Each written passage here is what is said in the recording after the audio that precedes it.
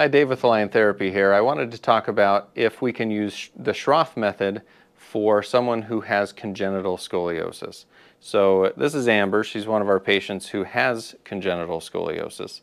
And this is kind of it's not really a debate. Most Schroth therapists will use the Schroth method for someone with congenital scoliosis, but we have to take into account that we have a structural problem that's causing the scoliosis.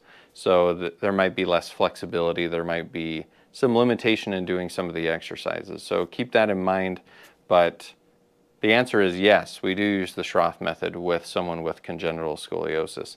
So when we're looking at someone with scoliosis in general with the Schroth method, we're looking for where are the prominences, the rib humps, where are the concavities, how balanced is the pelvis, those things. We still use all of those things when we're working with someone with congenital scoliosis. We just need to modify the Schroth method exercises based on what we're seeing. Sometimes we can't fit them into a specific curve pattern.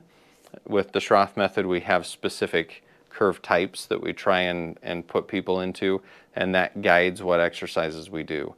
But they don't always fit into those patterns. So I want to show you what Amber's curve looks like and then talk about how we might modify things based on her curve type. So Amber, go ahead and stand up.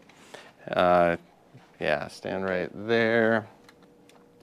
And if we look at Amber's back, we notice a few things. We notice prominence on the shoulder blade here.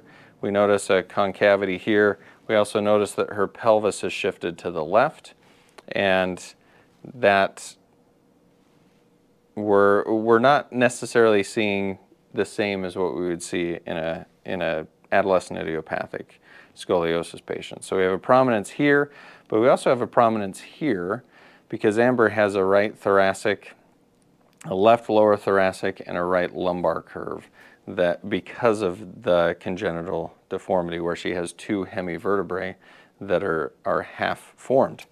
So she also has the left shoulder lower, right shoulder's higher.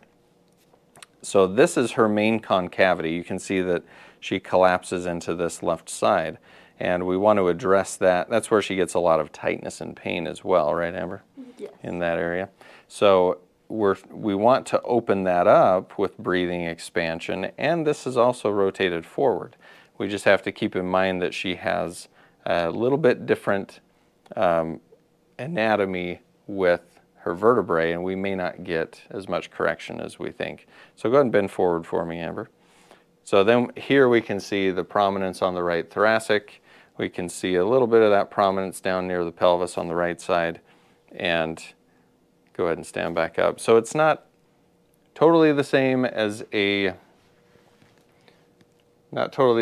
someone who has adolescent idiopathic scoliosis. So keep that in mind. We're going to do some expansion. I'll do some videos on how we do elongation with semi-hang and things like that. And just keep in mind the anatomy, and keep in mind that we may not get as much correction because we're blocked with the structure of the spine. So thanks for watching. Stay tuned for videos on how we work with this, and we'll see you next time.